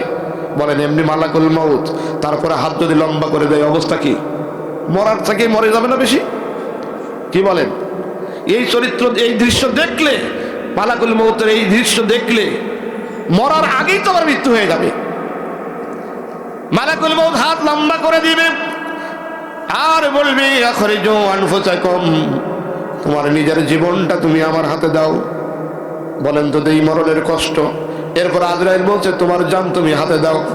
এই জন্য দেখেন জালেমরা যখন মরতে যায় তখন পিণ্ড দিকে তাকাই, আমরা টের পাই না, তাই বলি যে মনে হয় ওরা আপন লোক খুঁজছে, কিন্তু আসল লোক খুঁজছে না। ওরা কোনো মরণ যন্ত্রণা শুরু হয়েছে তাই চারিদিকে তাকাচ্ছে, কারণ আজরাইল যেদিকে যেদিকে ঘটছে চোখ এখন সেইদিকে সেইদিকে। আল্লাহ রাব্বুল আলামিন ওয়ালাউ তারা, যদি তুমি দেখতে, ইযাল জালিমুনা ফি গামারাতিল মাউত, জালেমের মৃত্যুর যন্ত্রণা যখন শুরু হয়, এটা যদি তুমি দেখতে, আল্লাহ রাব্বুল আলামিন বলেন, ওয়ালতাফাতিস সাকু বিসাক, পায়ের নলাগুলো আস্তে আস্তে জড়সড় হয়ে যায়, পায়ের গোড়াগুলো তখন দুর্বল হতে শুরু হয়ে যায়। আল্লাহ রাব্বুল আলামিন বলেন, যখন এরকম সময় যখন চলে আসে, তখনও বুঝে নেয় ইলা রাব্বিকা ইয়াওমা ইজিনিল মাসাক, আজকে সে রবের কাছে যেতে হবে। মানে মরার সময় হয়ে গেছে, যখন পা দুর্বল তখন বুঝে ফেলে হয়ে গেছে। আপনি আমি যদি একটু জ্বর বেশি হয়, তাই তো পরের দিন গিয়ে কোনো রকম দুর্বল শরীরে বলি, আর মনে হয় বাঁচবো না। কি বলেন? আর বলি না এরকম, আর মনে হয় বাঁচবো না। সামান্য একটু অসুস্থতা আসে তাই। আর জালেমের শক্তি এখন দুর্বল হতে শুরু হয়ে গেছে। আল্লাহ রাব্বুল আলামিন বলেন, পায়ের নলা থেকে শুরু হবে, আর এই যন্ত্রণা উঠতে উঠতে উঠতে উঠতে যন্ত্রণা এমন দূর পর্যন্ত পৌঁছায় যাবে। আল্লাহ রাব্বুল আলামিন বলেন, ফালাউলা ইযা বালাগাতিল হুলকুম, আস্তে আস্তে করে মৃত্যুর যন্ত্রণা তার কণ্ঠনালীর কাছে চলে যাবে। আস্তে আস্তে কণ্ঠনালীর কাছে চলে যাবে। কণ্ঠনালীর কাছে যখন গড়গড় আওয়াজ চলে যায়, আল্লাহ রাব্বুল আলামিন ডাক দিয়ে বলে, আফালা তুবসিরুন, আল্লাহ রাব্বুল আলামিন বলেন, কেউ দেখছে না, তুমিও দেখছো না। তোমার ডাইনে বায়ে কত কর্মী, কত মাতব্বরী লোকজন দাঁড়ানো আছে, এলিট ফোর্স দাঁড়ানো আছে, তোমার নিরাপত্তা রক্ষীরা দাঁড়ানো আছে। সব নিরাপত্তা রক্ষীর নিরাপত্তা ভেদ করে দিয়ে মালাকুল মউত আজরাইল জায়গায় হাজির হয়ে গেছে। সবগুলোর চোখের জায়গায় হাজির হয়ে গেছে। কোন নিরাপত্তা রক্ষী তোমাকে এখন বাঁচাবে না। আল্লাহ বলেন, নাহানু আকরাবু ইলাইহি, আকরাবু এটা হলো ইসমে তাবজিলের সিগা। আল্লাহ বলেন, নাহানু আকরাবু ইলাইহি মিনকুম, তোমাদের সবচেয়ে কাছের এখন আমি। ওয়ালাকিন লা তুবসিরুন, কিন্তু তোমাদের দুর্ভাগ্য হলো তোমরা সেটা দেখতে পাও না। মরণের সময় সব মানুষগুলো তাকিয়ে থাকে, এমনকি আপনার সন্তানেরও আপনার দিকে তাকিয়ে থাকে। বাবা চলে যাচ্ছে, মা চলে যাচ্ছে, এই যাওয়ার দৃশ্যটা সন্তান তাকিয়ে তাকিয়ে দেখে। পৃথিবীর এমন কোনো সন্তান নাই তার বাবাকে এক মুহূর্তের জন্য বাঁচায় রাখে। পারবে কিনা বলেন? পেরেছে কেউ পর্যন্ত? পারে নাই। আল্লাহ রাব্বুল আলামিন বলেন, এখন তার মৃত্যুর সময় এত কষ্ট, এত যন্ত্রণা, এর মধ্যে আল্লাহ জিজ্ঞেস করবেন, ওয়াকিলা মাররাক, কে বাঁচাবে তোমার? দেখো না চারিদিকে তোমার বিশাল বিশাল ফোর্স দাঁড়িয়ে আছে, নিরাপত্তা রক্ষী চতুর্দিকে দাঁড়িয়ে আছে, কে বাঁচাবে? বাঁচানোর কেউ কি আছে? জোরে বলেন আছে কেউ? কেউ আর বাঁচাতে পারবে না। আল্লাহ রাব্বুল আলামিন বলেন তোমার এখন আর বাঁচানোর সুযোগ নেই। ওয়াজাআত সাকরাতুল মাউতি বিল হক। মাদির সিগারেটা ইংরেজি যারা বোঝেন পাস্ট টেন্সের সিগারেটা ওয়াজাআত এসেই গেছে, আগেই এসেছে। সাকরাতুল মাউত তোমার মৃত্যুর যন্ত্রণা, মৃত্যুর কষ্ট। আল্লাহ রাব্বুল আলামিন বলেন তোমার মৃত্যুর যন্ত্রণা, তোমার মৃত্যুর কষ্ট এখন আসছে না, এটা আগেই আসা আছে, আগেই তোমার জন্য নির্ধারিত করে দেওয়া হয়েছে। তুমি কখন মরবে, কিভাবে মরবে, তোমার এটা নির্ধারিত হয়ে আছে। আলামিন বলেন জালিকা ওয়াহার থেকে মা কুনতা মিনহু তাহিদ। তুমি পালানোর খুব চেষ্টা করো, বাঁচার এখন খুব চেষ্টা করো, কিন্তু বাঁচতে পারবে না। কেন তুমি বাঁচবে? পৃথিবীর কত মানুষকে তুমি নিজের হাতে মেরেছো, কত মানুষকে মারার পরিকল্পনা করেছো, কত মানুষকে চোখের পানি ফেলাইছো, কত মানুষকে তুমি বিধবা বানিয়েছো, কত সন্তানকে এতিম করেছো। এখন তোমারে বাঁচাবে কে? পৃথিবীতে এখন আর কেউ নাই তোমারে বাঁচাবে। এখন মালাকুল মউত আজরাইল তোমারে ধরেছে, বাঁচানোর আর কেউ নাই। কে বাঁচাবে? কোরআনে কারীম বলছেন এই মানুষের অবস্থা হলো বাঁচার জন্য যদি মানুষেরা চেষ্টা করে, পালানোর জন্য চেষ্টা করে, ধরে নেন আপনি একটি সিন্দুক বানাইলেন, ওই সিন্দুকের মধ্যে যদি আপনি যদি বেশ পালাতে চান, এটা যদি আপনি সুন্দর করে বাঁচায় বানায়েন, আপনি ওর ভিতরে পালাতে যাবেন, আপনার পালাতে যাওয়ার আগেই গিয়ে দেখবেন ওর ভিতরে মালাকুল মউত আজরাইল হাজির হয়ে গেছে। আপনি যেখানে পালাতে যাবেন আপনার যাওয়ার আগেই মালাকুল মউত এই জায়গায় পৌঁছায় গেছে। বাঁচার কোনো উপায় আছে? আচ্ছা, কোরআনে কারীম বলছেন আইনামা তাকুনু ইদরিকুমুল মাউত। তুমি যেদিকে যাবে মালাকুল মউত তোমাকে ধরবে, মালাকুল মউত তোমাকে ধরবে। মৃত্যু থেকে তুমি বাঁচতে পারবে না, মৃত্যু তোমার কাছে পৌঁছে যাবে। তুমি যেখানে যাইতে চাও, যেখানে পালাতে যাও, যদি তুমি আসমানে যাও আসমানে মালাকুল মউত আছে, তুমি জমিনের নিচেই যাও জমিনের নিচেই মালাকুল মউত আছে, সমুদ্রের মধ্যে মালাকুল মউত আছে, যেখানে যাবেই সেখানে মালাকুল মউত পৌঁছায় যাবে। বাঁচার কোনো জায়গা নাই, বাঁচতে পারবে না। সুতরাং মরণ থেকে বাঁচার চেষ্টা না করে মৃত্যুর জন্য প্রস্তুত যদি হয়ে যাও, জালেমের মতো যদি তুমি না হও, তুমি যদি মুমিন হয়ে যেতে পারো, এই মৃত্যু তোমার জন্য উপহার হয়ে যাবে। জোরে বলুন সুবহানাল্লাহ। মুমিনের মৃত্যু হবে এটা উপহার। আপনারা দেখছেন আলেম ওলামাদের মৃত্যু দেখে আপনারা খুব কষ্ট পেয়েছেন। কি কষ্ট পেয়েছেন আপনারা? আপনারা খুব কষ্ট পেয়েছেন। বিশ্বনন্দিত আলেম আল্লামা দেলওয়ার হোসাইন সাইদি শাহাদাতের সময় কাঁদেননি এরকম মানুষ নাই, সবাই কেঁদেছেন, সবাই কেঁদেছেন। এটা আপনাদের কাছে মৃত্যু মনে হয়েছে। আল্লাহ রাব্বুল আলামিন তার এই প্রিয় গোলামটাকে তিনি মৃত্যু দেন নাই, এটা আল্লাহ তাআলার পক্ষ থেকে উপহার হয়েছে। বলুন না সুবহানাল্লাহ। মুমিনের জন্য মৃত্যু আসে উপহার হয়ে, আল্লাহর পক্ষ থেকে হাদিয়া। কারণ মৃত্যুটা একটা মাঝখানে একটা সেতু, একটা ব্রিজ। মৃত্যু হয়ে যাওয়ার সঙ্গে সঙ্গে মুমিন দিদার করেন কার সাথে? জোরে বলুন না কার সাথে? আরো জোরে বলুন কার সাথে? আল্লাহর সাথে। এই জন্য তো মুমিন যখন মৃত্যু হয়, মৃত্যুর আগে তার মুখে হাসি পাওয়া যায়। আর জালেমের যখন মৃত্যু হয় তখন তার চেহারা দেখলেই বোঝা যায় কত বিভৎস হয়ে যায়। আমার বন্ধুগণ, এই জন্য জালেমের মৃত্যু যেভাবে হয়, জালেমের পরিণতি কি হয়, এটা যদি পৃথিবীর মানুষ যদি দেখত, জুলুম করা তো দূরের কথা, জালিম যে রাস্তায় হাঁটে ওই জালিম হাঁটার রাস্তায় এই মানুষগুলো হাঁটতো না।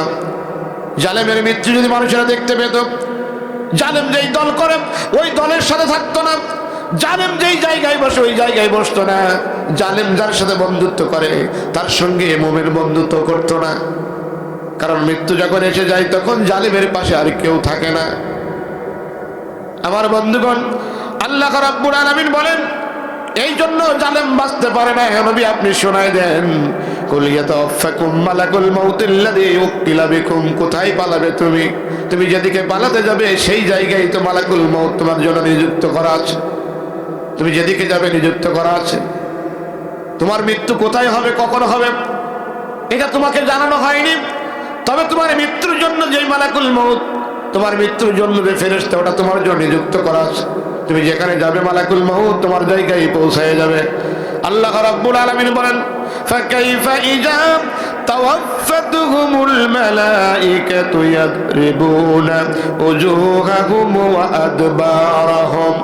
আল্লাহ রাব্বুল আলামিন চমৎকার ভঙ্গিতে বললেন, ফাকাইফা, কি হবে সে সময়, কি অবস্থা হবে, ফাকাইফা, কি অবস্থা হবে, ইযা তাওয়াফাতুহুমুল মালাইক, ওই ফেরেশতা যখন তোমার মৃত্যু করাবে, তোমার মরণ যখন হবে তখন কি অবস্থা হবে। আল্লাহ নিজে জিজ্ঞেস করছেন, ফাকাইফা, কি অবস্থা হবে তখন তোমার মৃত্যু যখন হবে তখন তোমার অবস্থা কি হবে। এদিকে মৃত্যুর যন্ত্রণা, শুধু মৃত্যুর যন্ত্রণা হতো একরকম। আল্লাহ রাব্বুল আলামিন বলেন, ইয়াদরিবুনা উজুহাহুম, শুধু মৃত্যুর যন্ত্রণা নয়, ইয়াদরিবুনা, আঘাত করতে থাকবে, মারতে থাকবে, উজুহাহুম, তাদের মুখের উপরে।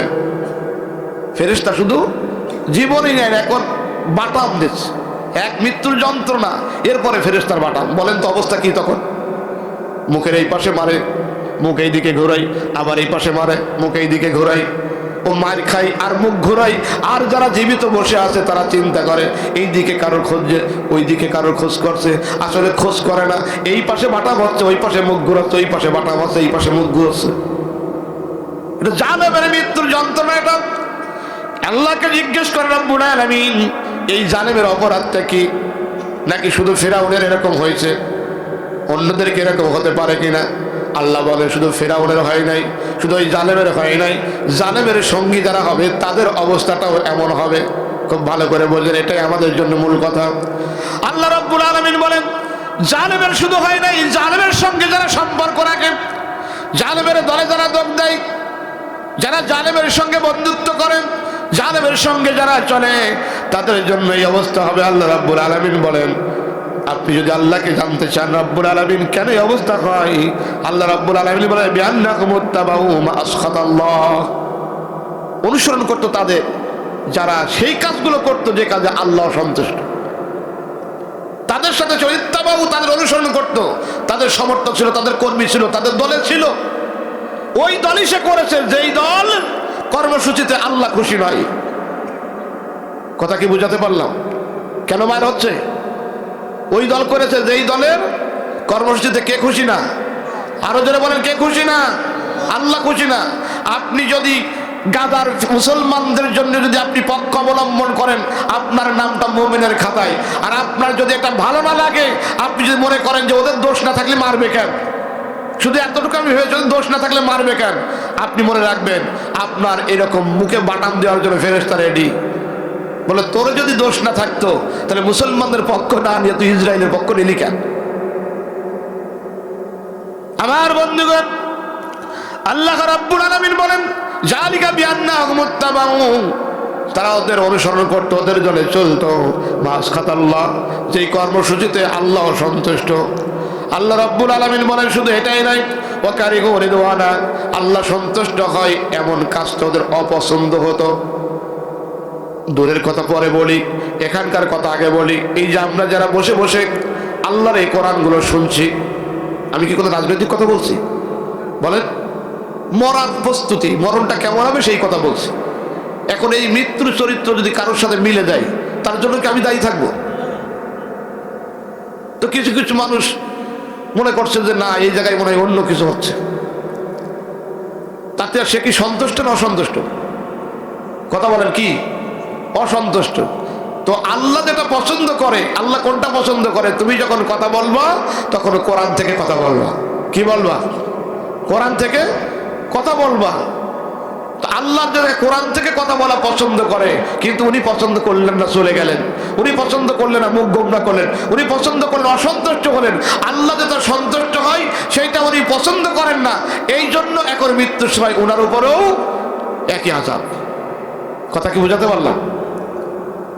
এখন যদি আপনি চিন্তা করেন যে আমার মরণ হবে না, মরবো না, তাহলে আপনি যে কোনো পক্ষে যেতে পারেন, এটা আপনার ব্যাপার। তাহলে মৃত্যুর সময় ফেরেশতা মারে কি কারণে? জালিকা বিআন্নাহুম মুত্তাবাউ মা আসখাতাল্লাহ ওয়া কারিহু রিদওয়ানা। দুইটি অপরাধ ছিল। একটা অপরাধ হলো তাদের সাথেই চলেছে, তাদের সাথে দলদারি করেছে যাদের কর্মসূচিতে আল্লাহ খুশি না, আল্লাহ অসন্তুষ্ট। আর আল্লাহ যেটা পছন্দ করে, আল্লাহ যেটা খুশি হয়, সেইটা ওনার ভালো লাগেনি। এখন আপনি ফেরেশতার মায়ের খাবেন কি খাবেন, ওটা আপনার ব্যাপার। আমার কার ভেঙে বলা লাগবে? লাগবে কিনা বলেন? ভেঙে বলা লাগবে না। আপনি তো কথা বুঝেছেন। তাহলে মৃত্যু থেকে পালাবেন না মৃত্যুর জন্য প্রস্তুতি নেবেন? জোরে বলেন, কি নেবেন? প্রস্তুতি নেবেন। এখন ওরা চিরকাল বেঁচে থাকবে, আল্লাহ যখন মৃত্যু যখন দিয়ে দিবেন, এখন বলেন ওই মৃত্যুতে কিছু মানুষের মৃত্যুতে আসমান জমিন কাঁদে, আর কিছু মানুষের মৃত্যুতে আসমান জমিন খুশি হয় না, হয় না? কি বলেন, হয় না? হয় না? আরে ভাই, স্বামী স্ত্রীর মধ্যে যদি ঝগড়াঝাটি থাকে, তাই মরে যাওয়ার ভাব একটু এসে অসুস্থ হয়েছে, মাঝে মধ্যে দেখবেন স্ত্রীও বলে জলন্দার মরলি বাসি। এরকম হয় কি হয় না? তারপরে কিছু মানুষের মৃত্যুতে কিছু মানুষ খুশি হয়। আমার বন্ধুগণ, নবীর সাহাবী ইন্তেকাল করেছেন, জমিনটা কম্পন দিয়ে ভূমিকম্প তৈরি হয়ে গেছে। ওই সাহাবীদের চরিত্র, আল্লাহর যে গোলাম নিজের চরিত্র বানায় সাহাবীদের মতো করে চলতে যিনি শিখেছেন, বিশ্বনন্দিত কোরআনের পাখি মুফাসসির আল্লামা দেলোয়ার হোসেন সাঈদী, তিনিও যখন ইন্তেকাল করলেন, ইন্তেকালের পরপরই এই পৃথিবীটা একটা ঝাঁকুনি দিল। এটাই প্রমাণিত হয়ে যায় আল্লাহ রাব্বুল আলামিনের প্রিয় মানুষগণ যখন দুনিয়া ছেড়ে চলে যায়, এই জমিনও তার কষ্টে তারা নির্যাতিত হয়ে যায়। এই কষ্টে তখন তারা চিন্তিত হয়, ব্যথিত হয়ে যায়, ব্যথায় ব্যথিত হয়ে যায়। আল্লাহ রাব্বুল আলামিন যাকে ভালোবাসেন তাকে উপহার দিয়ে আল্লাহ কাছে নেন, অথচ অন্য মাখলুকগুলো এটা সহ্য করতে পারে না, তাদের কষ্ট হয়। আমার বন্ধুগণ, অপরদিকে জালেম যখন মারা যায়, জালেমের মৃত্যুতে পৃথিবীর আসমান জমিন কাদা তো দূরের কথা, এমন কেউ অপেক্ষা করে না, তার আপনজন হলেও অপেক্ষা করে না, তার জন্য কোনো আশা থাকে না, বরং সেও চিন্তা করে। এর জন্য আমাদের অনেক কথা শুনতে হয়। কি বলেন ও ভাই? আপনাকে আমি একটু ইশারা দিই মাত্র। অনেক মানুষের সাথে আমাদের উঠা বসা আছে, অনেক মানুষের সাথে আমাদের উঠা বসা আছে, ওরা বলে ভাই একই দল করি ঠিকই, কিন্তু মনে হয় অজাতটা মল্লি বাসি। অনেকেই বলে মল্লি বাসি। আমার বন্ধুগণ, আল্লাহ রাব্বুল আলামিন বলেন কেন এটা হয়? ফামা বাকাত আলাইহিমুস সামাউ ওয়াল আরদ।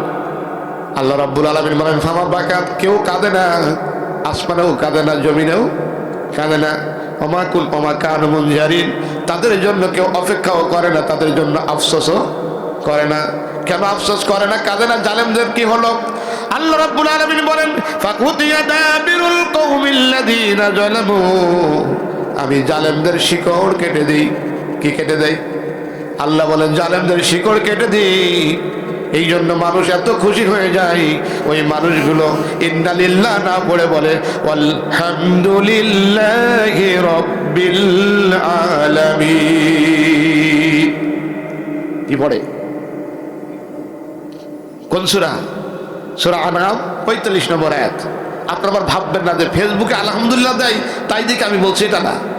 আল্লাহ সূরা আনআমের 45 নম্বর আয়াতে বলছে ফাকুতিয়া দাবিরুল কওমিল্লাযীনা যালামু, এই জালেম যখন মরে আমি তার শিকড় এইভাবে কেটে দিই, মানুষ খুশি হয়ে যায়, বলে আলহামদুলিল্লাহি রাব্বিল আলামিন। আল্লাহ তোমার প্রশংসা, তুমি অন্তত এই ওয়াজাতটা সরাইছো। মানুষ প্রশংসা করে। সুতরাং জুলুমের পথ যারা বেছে নিয়েছেন, আল্লাহ দ্রোহী পথ যারা বেছে নিয়েছেন, মনে রাখতে হবে আপনার আজকের এই দিনটা দিন নয়। আপনার এই পৃথিবীতে চিরকাল থাকা হবে না, পৃথিবী ছেড়ে একদিন আপনাকে চলে যেতেই হবে। তবে পৃথিবী থেকে চলে যাওয়ার পরে যদি পৃথিবীর মানুষ আপনার জন্য খুশি হয়, বুঝতে হবে আপনার দুনিয়া আখিরাত দুই জায়গায় ধ্বংস হয়ে গেছে। আল্লাহর গজব, আল্লাহর লানত আপনার উপরে পতিত হয়ে গেছে। আমার বন্ধুগণ, এই জন্য জালেম যখন মারা যাবে, জালেমের পরিণতি জানার পরে এই মাহফিলের মধ্যে যারা সুবিবেচক, আওয়াজ যারা শুনছেন, যারা জ্ঞানী মানুষেরা, আল্লাহর নবী বলেছেন তারা হবে জ্ঞানী। আল কাইয়ুস মান দারা নাফসাহু ওয়া আমিলা লিমা বাদাল মাউত। তোমার আমার মৃত্যুর পরে কি হবে এটা নিয়ে যারা চিন্তা করে, আল্লাহর নবী বলে সে হলো বুদ্ধিমান। সবচেয়ে বুদ্ধিমান কে? মৃত্যুর পরে কি হবে এটা নিয়ে চিন্তা করে সে হলো বুদ্ধিমান। আপনি কোনভাবে প্যাসে পচে কুফরি কালাম পড়ে একেবারে রাতের তা দিনের তা রাতে করে আপনি মনে করছেন যে আমি বিরাট চালাক, এটা চালাকের, এটা বুদ্ধিমান না। বুদ্ধিমান হলো সেই মৃত্যুর পরে কি হবে এটা নিয়ে চিন্তা করে যাই, এ হলো সবচেয়ে বুদ্ধিমান। এখন আপনি আমি কি চিন্তা করব যে আপনার আমার মরার পরে কি হবে সেটাই তো বলবেন হুজুর আমাদের তো এরকম বড় বড় ফেরাউনের মতো, নমরুদের মতো এরা বিশাল বড় চেয়ার নেই যে আমরা ওইরকম জুলুমের পথ আমরা বেছে নিয়েছি, আমরা অন্তত ওই জুলুমের সাথে আমরা নেই, আমরা ভালো আছি। এরকম কি? না, আজকের এই আলোচনা থেকে আপনার শিক্ষা যে ওরা যা করেছে, ওদের কর্মসূচি যাদের মধ্যে আছে, আপনি তাদের দলেও থাকতে পারবেন না। যদি আপনি তাদের দলে থাকেন তাহলে আপনার অবস্থাও তাই হবে। কারণ যখন আল্লাহ যখন টান দেবে তখন হুড়ো নাড়াগুলো কি বাদ থাকে নাকি? সবগুলো একসাথে যায় কিনা? জনগণ একসাথে যায় কিনা? সুতরাং ওদের হুড়ো নাড়া হওয়ার দরকার নাই। আমরা সবাই হব মুসার দলের। বলেন কার দলে? আরো জোরে বলেন কার দলে? আমরা হব মুহাম্মদ রাসূলুল্লাহর দলে। আমাদের মানহাজ হবে কোরআন, আমাদের জীবন ব্যবস্থা হবে ইসলাম। আমরা বাঁচবো ইসলাম নিয়ে, মরবো আমরা ইসলাম নিয়ে। আমাদের জীবন জীবিকায় সর্বত্র সব জায়গায় সংস্কৃতিতে রাজনীতিতে একটি জিনিস থাকবে, তার নাম হলো ইসলাম। জোরে বলুন কি? তার নাম ইসলাম। আমাদের চলার গতি, আমাদের ফলার গতি, আমাদের কথা, আমাদের বক্তব্য যা হবে সব হবে কোরআন থেকে। জোরে বলুন কি থেকে হবে? কোরআন থেকে হবে। পায়ের নখ থেকে শুরু করে মাথার চুল পর্যন্ত, রান্নাঘর থেকে শুরু করে পার্লামেন্ট পর্যন্ত সকল জায়গায় আমরা কোরআনের আইন মেনে, কোরআনের অনুসরণ করে মৃত্যুর সময় যেন আল্লাহর পক্ষ থেকে উপহার নিয়ে যেতে পারি। রাজি আছেন কারা কারা? দুই কারা হাত দেখান। আল্লাহ আমাদেরকে কবুল করেন, বলেন আমিন। বলেন আমিন। কারণ মৃত্যু তো আমাদের সবার সামনে আসবে, মরা তো সবার লাগবেই। মৃত্যু থেকে কেউ কি বাঁচতে পারবো? জোরে বলেন পারবো? মরণ থেকে কেউ বাঁচতে পারবো না। সেই মৃত্যুটা যেন আপনার আমার এমন হয়, আজকে আমরা যেমন এই দলে থাকবো, আল্লাহ তাআলা আমাদের সন্তানগুলোকেও যেন এই দ্বীনের দলে কবুল করে। বলেন আমিন। জোরে বলেন আমিন। তাহলে লাভ হবে আপনার, লাভ হবে আপনার। জানাজার জন্য লোক খোঁজা লাগবে না, গোসলের জন্য লোক খোঁজা লাগবে না, কাপড় পরানোর জন্য লোক খোঁজা লাগবে না। আপনার সন্তান যদি এই দিন কায়েমের পথে থাকে, আপনার সন্তানই যথেষ্ট। লাগবে? অন্য কারো লাগবে? ওরা এখন আমার আপনার যতই তাবলাতাবলি করুক, মরার পরে লাগবেই। কিন্তু আপনি যদি এই দিন কায়েমের পথে থাকেন, আপনার মরার পরে আর লাগবে না। সম্মানিত ভাইরা, আপনার যখন ইন্তেকাল হবে, আপনার যখন মরণ হবে, আপনার মৃত্যুর পরে অন্য মানুষ না এসে যদি আপনার মৃত্যুর সময় আপনার সন্তান যদি আপনার গোসল দেয়, এটা সবচাইতে উত্তম কিনা? জোরে বলুন না কেন? উত্তম কিনা?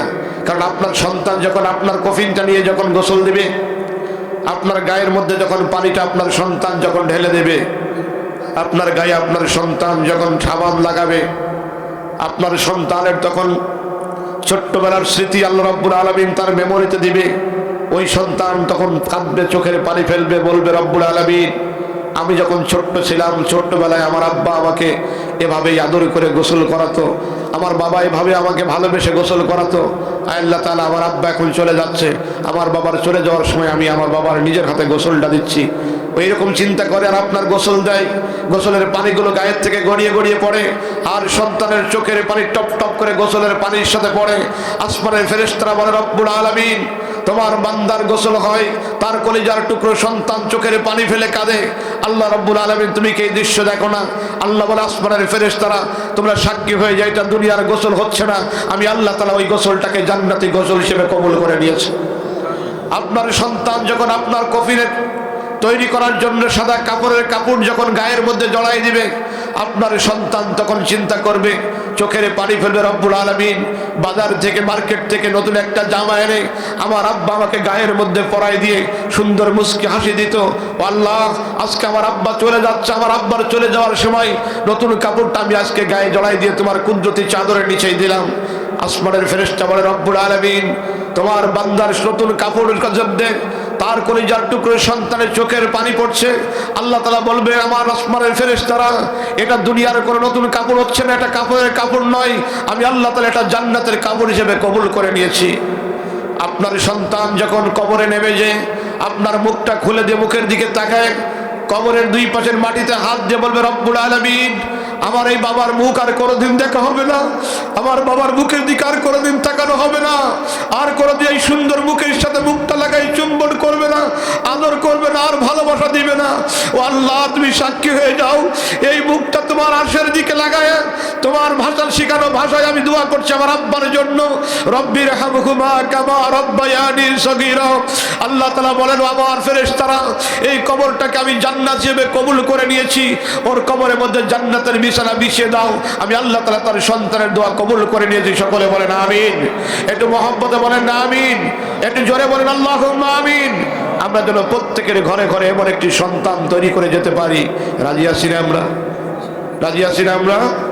আমাদের সন্তান হবে কোরআনওয়ালা, আমরা হব কোরআনওয়ালা।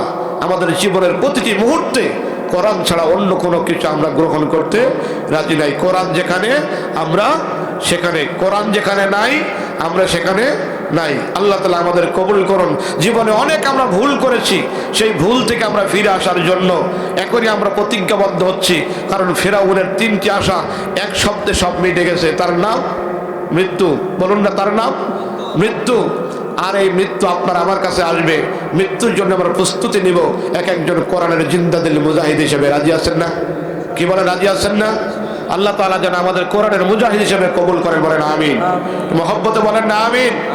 সম্মানিত ভাইরা, আমরা শেষবারের মতো আজকে আমরা যারা কোরআনওয়ালা হতে চাইছি, আমাদের শেষবারের মতো আজকের আলোচনা থেকে আমরা শিক্ষা নিই যে পৃথিবী কারোর জন্য স্থায়ী নয়। আমরা এখান থেকে শিক্ষা নিই, কোনো জালেমের দলে আমরা দলভুক্ত হব না। আমরা এখান থেকে শিক্ষা নিই, আমি থাকবো, আমার সন্তানগুলো থাকবে এই দিনের পথে। এই 3টি শিক্ষা আল্লাহ আমাদের জীবনে বাস্তবায়ন করার তৌফিক দিন। সকলে বলেন আমিন। তো জীবনের ভুলের জন্য আজকে আসুন আল্লাহ তাআলার কাছে আমরা ইস্তেগফার করি। আস্তাগফিরুল্লাহাল্লাযী লা ইলাহা ইল্লা হুয়াল হাইয়ুল কাইয়্যুম